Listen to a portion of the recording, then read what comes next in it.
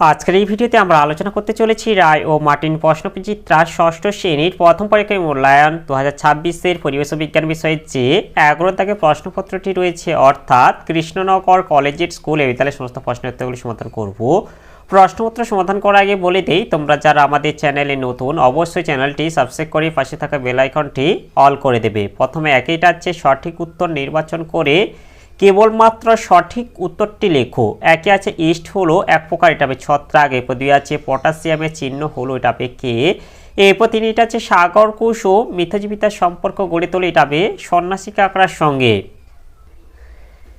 এরপর চারিটা আছে কোনটি রাসায়নিক পরিবর্তন, এটা হবে লোহায় মরচে ধরা। এরপরে পাঁচটা আছে পর্যাবৃত্ত ঘটনার উদাহরণ হলো, এটা হবে পূর্ণিমা।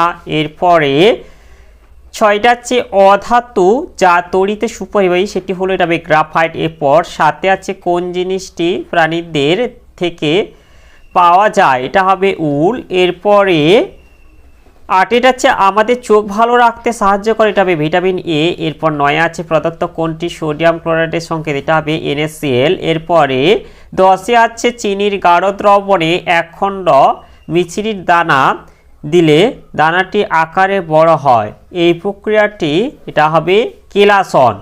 এরপরে 11টা আছে ফসফিনের সংকেত কোনটি, এটা হবে NH3। এরপরে 2 আছে বাম দিকের সঙ্গে ডান দিক মেলাও, বাম দিকে একে আছে রজন, এটা হবে কাঠপালিশ। এরপর 2 আছে মরচে পোড়া, এটা হবে প্রাকৃতিক ঘটনা। এরপর 3 আছে কার্বন, এটা হবে কালো রঙের কঠিন পদার্থ। এরপর 4 আছে ক্লোরিন, এটা হবে হ্যালোজেন ট্যাবলেট। এরপরে 5 আছে কর্পূর উবে যাওয়া, এটা হবে ভৌত পরিবর্তন। এরপর 3 দাগে আছে শূন্যস্থান পূরণ করো। একে আছে পিঁপড়ে ও জাপ পোকা হলো পরস্পর দুটি মিথজীবী প্রাণী।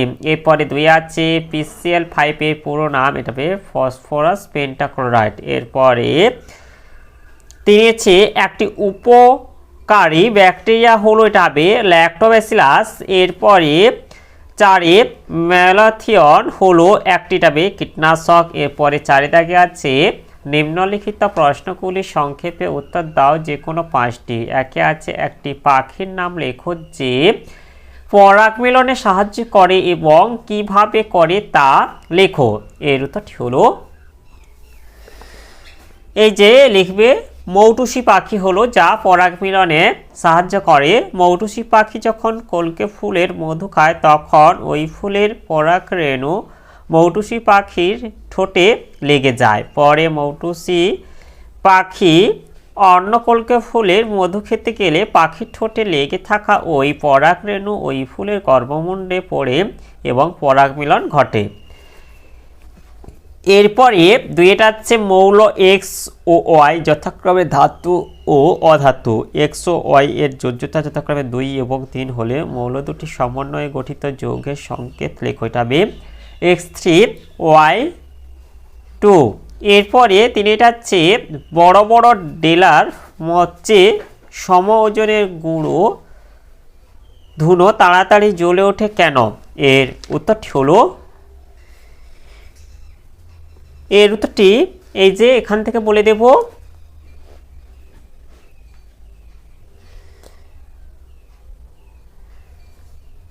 এই যে এখানটা বলেছে কয়লা, আর তোমরা এই পরিবর্তে কি বলবে যে ধুনো বলে দেবে।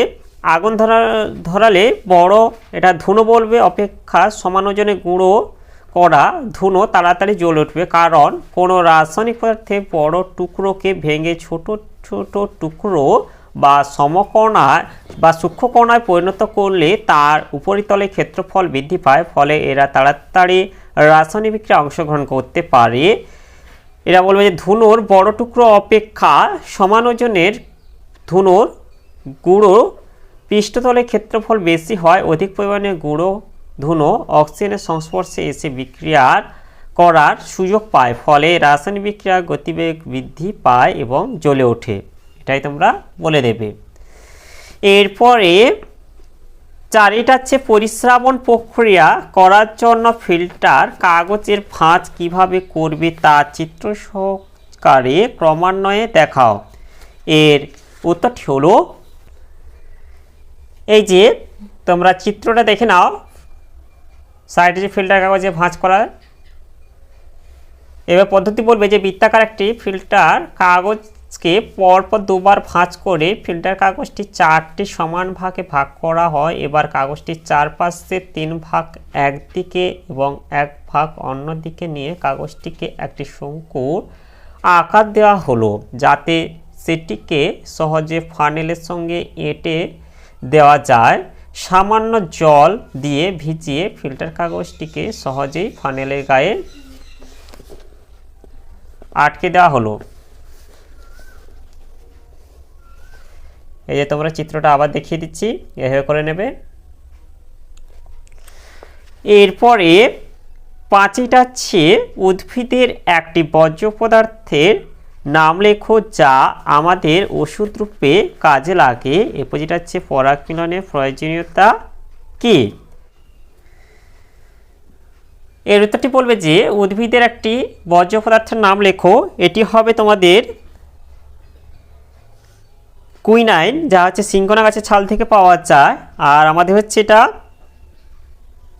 ম্যালেরিয়া ওষুধ রূপে ব্যবহৃত হয়। এরপর এটা হচ্ছে পরাগ মিলনের প্রয়োজনীয়তা। এর উত্তরটি হলো এই যে পরাগ মিলনের ফলে গাছের উপকার যেটা, এটাই আমরা বলে দেব।